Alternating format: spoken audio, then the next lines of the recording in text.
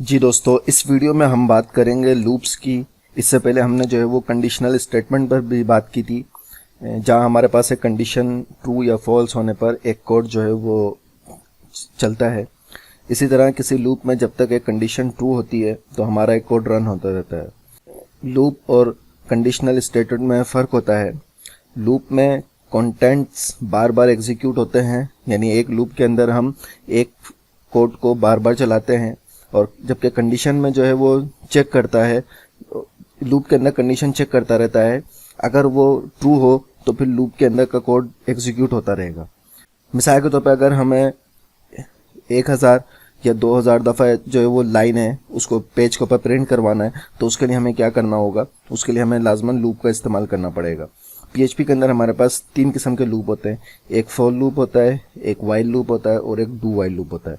तो इस वीडियो के अंदर हम वाइल लूप की बात करेंगे। वाइल लूप सबसे पहले सिंपल लूप है और इफ़ स्टेटमेंट से बहुत ही जो है वो मुशाबहत रखता है, क्योंकि ये एक कंडीशन के रिजल्ट को चेक करता है और ट्रू या फॉल्स होने पर ब्रैकेट के अंदर का जो कोड होता है उसको चलाता है। और जब उसका ब्लॉक जो है वो रन हो जाता है तो ऊपर की कंडीशन एक दफ़ा फिर चेक होती है, और अगर रिजल्ट फिर भी ट्रू हो तो एक दफ़ा एग्जीक्यूट होता है, और इस तरह ये इसका साइकिल जो है वो चलता रहता है जब तक इसका कंडीशन जो है वो फॉल्स ना हो जाए। अब हम ज़रा इसको देख लेते हैं। यहाँ पे वाइल का जो सिंटैक्स है वो ये है कि वाइल का वर्ड हम यहाँ पे लिखेंगे, और वाइल का वर्ड लिखने के बाद ये हमारे पास यहाँ पे कंडीशन है, ठीक है।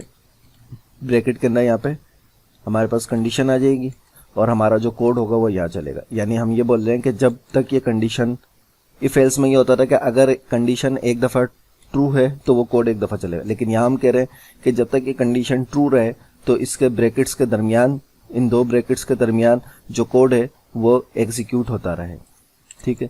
ये इसका सिंटैक्स है। तो यहाँ पे अब ये एक मिसाल हमने बनाई है कि काउंटर का वेरिएबल लिया, उसको वैल्यू असाइन करी 1, और उसके बाद वाइल लूप लिया। वाइल लूप में हम काउंटर का कंडीशन लगा रहे हैं कि काउंटर छोटा हो, लेस देन हो या इक्वल हो 9 से, तो प्रिंट करो, इको करो काउंटर को और उसके साथ ब्रेक, ठीक है।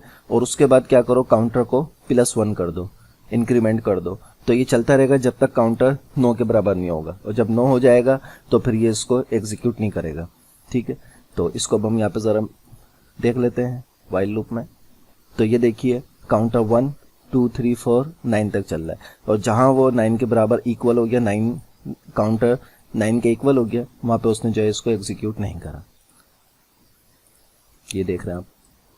तो आई होप ये इस मिसाल से आपको अच्छी तरह समझ में आ गया होगा। अब इस मिसाल में आपको ये अच्छी तरह समझ में आ गया होगा कि जब तक हमारा ये कंडीशन ट्रू हो रही है तो जब तक ये यहाँ पे जो है वो प्रिंट हो रहा है, और जैसे ही कंडीशन हमारी फॉल्स हो गई तो इसने इसको इंक्रीमेंट नहीं करा, इसको ना इंक्रीमेंट करा और ना इसने इसको इको करा, और डायरेक्ट केस से बाहर हो गया। और इसमें एक चीज़ का ख्याल रखिएगा वाइल लूप में कि अगर हम यहाँ पे इसको कोई जो है वो कंडीशन ना दें, बगैर कंडीशन के चला दें, तो ये इनफाइनाइट लूप बन जाएगा जो कि कभी ख़त्म नहीं होगा। इनफाइनाइट लूप बन जाएगा, और इससे नुकसान क्या होगा कि आपका जो ब्राउज़र हो, क्रोम हो या फायरफॉक्स हो, कोई भी ब्राउज़र हो, वो ब्राउज़र जो है वो क्रैश हो जाएगा फिर, तो उसको आपको दोबारा इंस्टॉल करना पड़ेगा, परेशानी होगी। तो अगर इसके अंदर हम कोई भी कंडीशन नहीं देंगे और बगैर कंडीशन के इसको चला देंगे तो ये इनफाइनाइट लूप बनेगा, और जिससे जो है वो ब्राउज़र हमारा क्रैश हो जाता है, ठीक है। अब अगली वीडियो में देखते हैं डू वाइल लूप।